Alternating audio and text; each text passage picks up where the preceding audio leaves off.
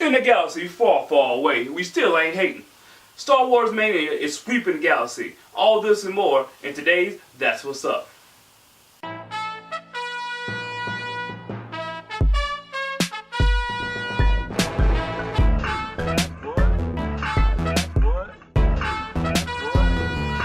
What up, it's your man Jinko. A lot of things going on in the Star Wars universe. You got the Star Wars Force Awakens new movie coming out. We got Star Wars Rebels that's creating a lot of noise out there in the TV world. And then we got some standalone Star Wars movies that's coming up. Star Wars Rebels is a new series that bridges the first trilogy to the prequel trilogy. Star Wars Rebels stars this new small group of rebels that's trying to go against the Empire. The main characters in Star Wars Rebels is Kanan and Ezra. Kanan is this real mysterious guy that's actually the leader of the group until you realize he's actually a Jedi. Now Ezra's like one of those troublemaker guys that go around and do stuff you don't run with do. Like, hey man, why'd you steal my wallet? Give my wallet back. But then he give the wallet back and he be like, hey man, you stole that wallet pretty good. You want to join the rebellion with us? Yeah, I guess I will join the rebellion with y'all, man. It's pretty cool. I think you can read the Force. I think you can use the Force. You want to become a Jedi? You could be my Padawan. You could be one of my Padawans, man. I'm gonna be a Padawan. Ain't nobody pat me and one. You know what I mean? Because I don't play that. They just finished the first season of Star Wars Rebels with the series finale, The Fire Across the Galaxy.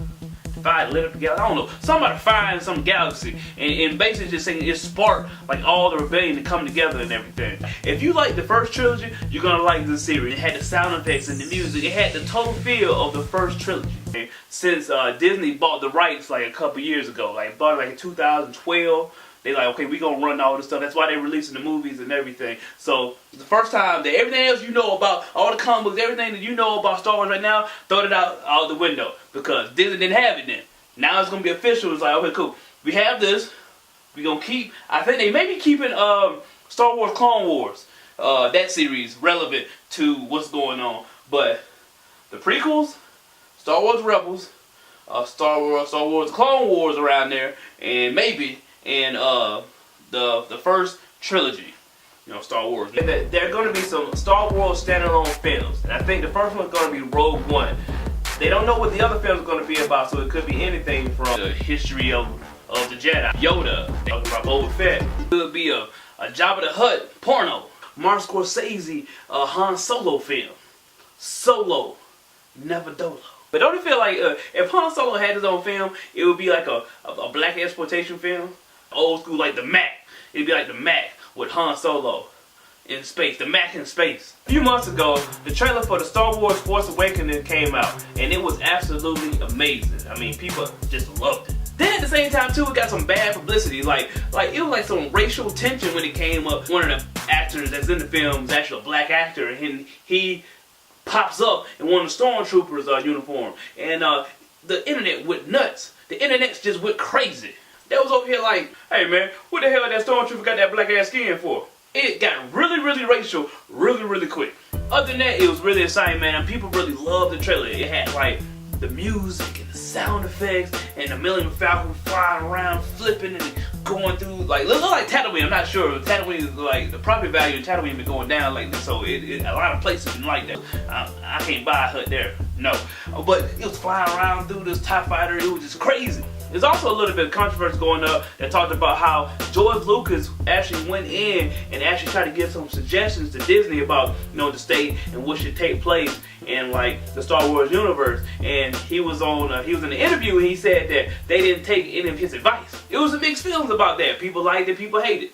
Me personally, I mean, we wouldn't have Star Wars without that guy, so I think he should be allowed at the table, and he should be allowed to give suggestions about what's going on. I mean, maybe he has some great input, how some things should take place, but totally shutting him out, I don't think they should do that. I mean, like, we wouldn't have Star Wars if it wasn't for that guy. For that simple fact, I would give him that respect and have him at the table. That's not necessarily saying that you should take what he says and just run with it. I mean, you could be like, oh, okay, I see where you're going, George. I see where you're going, George. You know what I'm saying? We gonna take that into consideration. We gonna put that idea on the idea table, okay? We'll put it on the idea table and we gonna get right back with you, okay? You sit right there, don't say shit. Don't say nothing else no more. When we ask you for another idea, we're gonna ask you for an idea. But until then, give you that idea. Okay. Thank you. Thank you. We're gonna place that idea right there. So there's a lot of Star Wars information.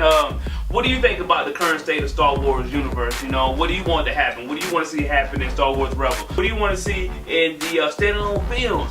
Subscribe, comment below, and I'll get back with you and I'll get more information to you. Hey, pizza, 8-Town down, South Cat to the side, the head's looking at you. This is That's What's Up. Man, the trailer was so good. I was looking at it and I was like, man, I got a series called Daddy They Don't Care. And I wonder how Daddy They Don't Care will be in the Star Wars universe.